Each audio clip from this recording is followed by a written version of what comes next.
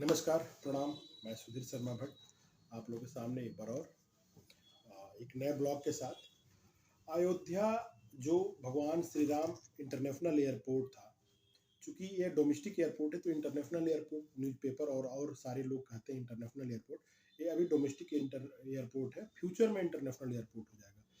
तो एक trending news चल रही है कि भगवान राम इंटरनेशनल एयरपोर्ट का नाम बदल के एक डाकू के नाम पर रख दिया गया है। डाकू बहुत ही भयावह, बहुत ही दुराचारी और बहुत ही असंस्कृत नाम है। डाकू, लुटेरा, डाकू बहुत ही असंस्कृत नाम है। हम डाकू तो नहीं कह सकते हैं, लेकिन अगर किसी का पेशा ही लूट पाट और मार काट हो तो उसको डाकू भी हम कह सकते हैं, क्योंकि मनुष्य के चरित्र में, मनुष्य के जीवन काल में वह अपने जिस जिस रूप को जीता है, जीवन काल के वर्णन के दौरान उसका वर्णन भी आता है। अगर इतिहास लिखी जाती है तो उसके हर काल का जिक्र किया जाता है। तो डाकू लिखना यहाँ पे गलत नहीं है, हम डाकू बोल सकते हैं। तो ट्रेंडिंग न्यूज चल रही है कि international airport, Shri Ram international airport Ayodhya का नाम बदल के एक डाकू के नाम पे इसका नाम बदल दिया गया है। क्योंकि उत्तर प्रदेश सरकार और केंद्र सरकार नाम बहुत अधिक बदलती है, इसी के तहत, इसी प्रक्रिया के तहत ये नाम चेंज कर दिया गया है। और 30 दिसंबर को भव्य उद्घाटन होना है इंटरनेशनल एयरपोर्ट का, डोमेस्टिक एयरपोर्ट का। तो इस भगवान श्री राम एयरपोर्ट अयोध्या का नाम बदल के अब महर्षि वाल्मीकि के नाम से रखा जाएगा। महर्षि वाल्मीकि को हम डाकू कह रहे हैं, काफी लोगों को बुरा लगा होगा, लेकिन मैंने अभी प्रीवियस आप लोगों को बताया कि जब इतिहास लिखी जाती है तो आदमी के जीवन काल का हर खंड का जिक्र किया जाता है, और जो जिस जीवन काल में जिस खंड को जिया रहता है उसका जिक्र हिसाब से करना ही पड़ता है।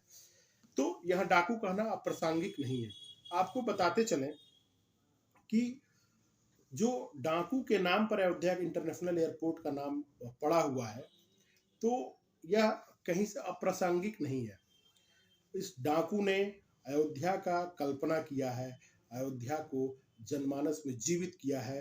अयोध्या का जो सचरित्र वर्णन किया गया है, भगवान राम का चरित्र का वर्णन इन्होंने किया है, वह जनमानस को आज भी प्रेरणा देता है। और आज भी भगवान राम का चरित्र गाना होता है तो इनके कृतियों को लोग याद करते हैं, इनके कृतियों को ही साक्ष्य मान के लोग आगे बढ़ते हैं। आपको बताते चलें कि भारत, प्राचीन भारत में एक ऐसा व्यक्ति था जो राहगीरों को लूटता था, मारता था, पीटता था, निर्दयी था। कुल मिला के कहें तो जीवन यापन का साधन ही लूटपाट था। रास्ते में राहगीर के तौर पे व्यापारी हो, लोकल पुरुष हो, स्त्री हो, साधु संत हो, या कोई भी तरह का अगर राहगीर है तो उसको मार पीट के अपने क्षुधा शांत करने के लिए और अपने दैनिक जीवन यापन की सारी वस्तुएं उनसे छीन लेता था, और विरोध करने पर उनको मार काट भी डालता था।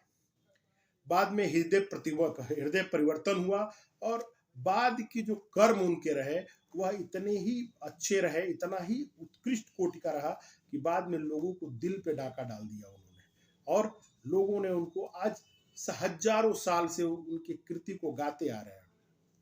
आपको हम उस डाकू के बारे में, उस महापुरुष के बारे में, जो जिसका अतीत तो डाकू का था, लुटेरा का था, लेकिन हृदय परिवर्तन के बाद बहुत ही कोमल, बहुत ही सात्विक और बहुत ही उत्कृष्ट कोटि के रचयिता, भगवान चरित्र का गुणगान करने वाले बने। और भगवान चरित्र के गुणगान के कारण और अपने बुद्धिमता के कारण आज भी हिंदू जनमानस के साथ साथ विश्व के हर कला प्रेमी को, हर साहित्य प्रेमी को दिलों पे राज करते हैं। आपको बताते चलें उस डाकू के बारे में, आइए हम आपको आगे बताते चल रहे हैं कि मुसाफिरों के मार पीट के क्रम में एक बार उनका सामना कुछ ऋषि महर्षियों से हो गई। ऋषि महर्षियों ने उनको पूछा कि एक चीज बताओ, इसको तुम क्यों करते हो, ये जो तुम कृत्य कर रहे हो क्यों कर रहे हो। उन्होंने बोला कि जीवन यापन के लिए। तो उन्होंने, ऋषि महर्षियों ने उनसे पूछा कि क्या तुम्हारे परिवार के लोग भी इसमें भागीदार होंगे जो तुम पुण्य या पाप अर्जित कर रहे हो। तो बोले कि इससे ऐसा तुम क्यों पूछते हो, ऐसा तुम्हें पूछने का अधिकार नहीं है। हमारे परिवार के लोग हैं तो बराबर मेरा पुण्य और मेरा पाप बटेगा। ऋषि महर्षियों ने कहा बहुत ही सात्विकता के साथ कि एक बार मेरी बात मानो और जाओ अपने परिवार से, अपने पत्नी से पूछो कि जो तुम पाप अर्जित करके ले जाते हो, क्या उसका वो भाग्य, उसकी भागीदारी बनेगी, उसका शेयर उसको मिलेगा, क्या वो प्राप्त करना चाहेगी उस पाप के भाग। काफी समझाने के बाद वाल्मीकि जी मान गए, जिनका डाकू रत्नाकर नाम था, जो नाम था उनका उस वक्त रत्नाकर था। मान गए रत्नाकर और अपने घर गए, और घर जाते वक्त उनको विश्वास नहीं हो रहा था, तो उन ऋषियों महर्षियों को मोटे मोटे रस्सियों में बांध के पेड़ में बांध दिया कि तुम लोग कहीं भागो मत, अगर मैं घर से आऊंगा तो फिर तुम लोग को मारूंगा, काटूंगा। घर जाने पे उन्होंने परिवार के सारे सदस्यों से पूछा। बाद में निराश होते होते अपने पत्नी के पास गए। पत्नी ने बोला कि ये तो आपका कर्म है, आप तो हमें जीवन यापन करने के लिए सब कर रहे हैं, तो इसके भुक्तभोगी भी आप होंगे। ये आपका कर्म है कि आपको हमारा पेट पालना है, बच्चों को पालना है। उनको ज्ञान की प्राप्ति हुई और लौट के आके ऋषियों के चरणों में गिर गया। ऋषियों से उन्होंने विनती की कि हमें दीक्षित करिए और हमें आगे का मार्ग प्रशस्त करें। बाद में उनको नारद जी ने दीक्षित किया और उन्हीं के द्वारा कालजयी रचना भगवान राम का जो वाल्मीकि कृत रामायण है वो उन्हीं के द्वारा रचित है। चूंकि ये जो बात है ये भगवान राम के समय का ही है। भगवान राम वनवास के दौरान माता सीता, लक्ष्मण और भगवान राम प्रभु राम इनके आश्रम में गए थे और इनको आशीर्वाद इनसे लिए थे। आपको बताते चलें, हृदय परिवर्तन के बाद एक बार वो नदी में स्नान कर रहे थे। नदी में स्नान करते हुए उन्होंने एक वाकया देखा जो उनका कंप्लीट हृदय परिवर्तन कर दिया। वाकया में उन्होंने देखा कि क्रौंच पक्षी, सारस पक्षी को क्रौंच पक्षी कहते हैं, जो बहुत ही मुश्किल से मिलते हैं, वो मैथुन क्रिया में रत है। और उसी दौरान एक शिकारी अपने बाण से नर क्रौंच को मार डाला। जब नर क्रंच को मारा तो नर क्रंच वहीं गिर के मर गया। क्रौंच के मर जाने के बाद जो मादा क्रौंच थी वह विलाप करने लगी, करुण क्रंदन, रोने लगी वहीं पे और गिर के मर गई। इस घटना को देख के उनके ऊपर इतना अधिक प्रभाव पड़ा कि उनके मुंह से अकस्मात एक श्लोक निकला जो उनके जिंदगी का पहला श्लोक था। उन्होंने बोला, मां निषाद प्रतिष्ठाम स्वाति समाह काम मोहितम अवधि शाश्वत समाहित प्रतिष्ठाम। यानी कि काम में मशगूल क्रौंच को तुमने जो हत्या किया है, इस हत्या का पाप तुम्हें शाश्वत अनादिकाल तक तुम्हें भोगना पड़ेगा और तुम प्रतिष्ठा रहित होकर भोगोगे। यह श्लोक उनके मुख से निकलना और वाल्मीकि जी के जिंदगी का परिवर्तन हो गया। बाद में उन्होंने भगवान राम, कृष्ण, भगवान राम, माता सीता और लक्ष्मण जी जब उनके वनवास काल में उनके आश्रम आए तो उन्होंने आशीर्वाद दिया। बाद में भगवान राम की जब पत्नी गर्भवती हो गई थी तो सीता जी वाल्मीकि आश्रम में ही रुकी और वहीं पर उन्होंने लव कुश का जन्म दिया, लव कुश को शिक्षित किया। उसी जगह पे हनुमान जी बांधे भी गए उनके आश्रम के पास और वहीं पे अश्वमेघ यज्ञ का जो घोड़ा था पकड़ा गया। कहने को ये बात है कि ये जगह है कहाँ। कुछ लोग इसको बिहार नेपाल के बॉर्डर पे मानते हैं, कुछ लोग श्रावस्ती के सीता द्वार को मानते हैं, कुछ लोग इसी जगह को मानते हैं कि ये जगह जो है वो है उत्तर प्रदेश के श्रावस्ती जिले में है। कुछ लोग कानपुर को भी मानते हैं। ये कन्फर्म नहीं है, लेकिन जो प्रमाण और आख्या बोलते हैं वह श्रावस्ती के सीता द्वार की जगह को ही मानते हैं। वहाँ एक बहुत ही विशाल झील है और वहाँ पे लक्ष्मण जी ने उस झील को स्नान किया था, वहाँ पे माना जाता है। और आज भी यह माता सीता जी वहीं पे समाहित भी हुई थी, तो सीता समाहित स्थल भी उसको माना जाता है। एक सीता समाहित स्थल माना जाता है भदोही के पास जो है, उसको भी मानते हैं। इसी तरह हम बातों को बढ़ते हुए आगे देखें कि जो एक रत्नाकर, जो एक डाकू थे, उनका कैसे हृदय परिवर्तन हुआ और कैसे एक बहुत बड़े महर्षि बन गए। भगवान राम के जीवन काल में महर्षि वाल्मीकि का बहुत बड़ा योगदान है। वनवास के समय महर्षि वाल्मीकि ने पति, पत्नी और भाई भ्राता लक्ष्मण को आशीर्वाद दिए। बाद में माता सीता का उन्हीं के आश्रम में रहना हुआ और अपने दोनों बलशाली पुत्रों का जन्म उन्होंने वहीं दिया।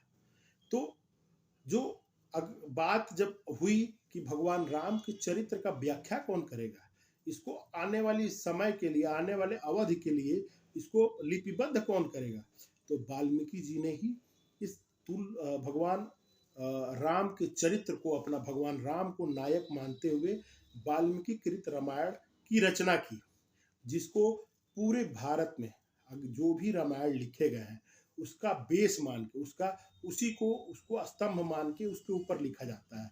बाद में महर्षि तुलसीदास जी जो थे, बाबा तुलसीदास ने इसी को पढ़ के रघुवंश चरित्र के दौरान, लिखते दौरान उन्होंने रामचरितमानस की रचना की। महर्षि वाल्मीकि के आश्रम का उन्होंने अपने रामचरितमानस में जिक्र करते हुए लिखा कि देखत बन सर सैल सुहाए, देखत बन सर सैल सुहाए। आश्रम का वर्णन उन्होंने किया है कि उनके आश्रम में जाने के बाद पहाड़, तालाब, कुआं को देख के बहुत अच्छा लगा। वाल्मीकि आश्रम प्रभु आए, उसी को देखते हुए भगवान राम भी वहां पे गए थे। उन्होंने आगे लिखा है, राम दीख ऋषि वासु सुहाए वन, सुंदर गिर कानन जल पावन। आगे उन्होंने लिखा है, सरनि सरोज बिटप बन फूले, खग मृग विपुल कोलाहल करिए। यानी भगवान राम जिस जगह को देख के मोहित हो गए थे, वहां पे उन्होंने अपना वास किया था, वो जगह इतना सुंदर था, इतना प्यारा था कि देखने के लायक और कहने के लायक जगह थी। महर्षि वाल्मीकि के कई आश्रमों के प्रमाण है, और महर्षि वाल्मीकि की जो जन्मतिथि वो शरद पूर्णिमा के दिन मनाई जाती है।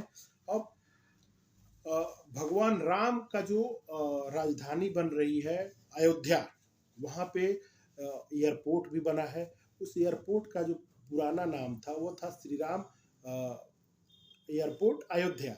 अब उसको बदल के महर्षि वाल्मीकि एयरपोर्ट अयोध्या कर दिया जा रहा है। बाद में इंटरनेशनल एयरपोर्ट भी हो जाएगा, और महर्षि वाल्मीकि का नाम रख के भगवान राम के सार्थकता को, भगवान राम के भव्यता को, भगवान राम के दरबार के भव्यता को और अधिक बढ़ा दिया गया है। भगवान राम के चरित्र को महर्षि वाल्मीकि ने इतना सुंदर जो चित्रित किया है, तो लोग इस नाम को सुन के एक बार रामायण का याद करेंगे, और महर्षि वाल्मीकि द्वारा रचित रामायण को देख के उनके विद्वता, उनके भगवान के प्रति लगाव को जान पाएंगे। इसी के साथ मेरा आप सभी को प्रणाम। मैं सुधीर शर्मा।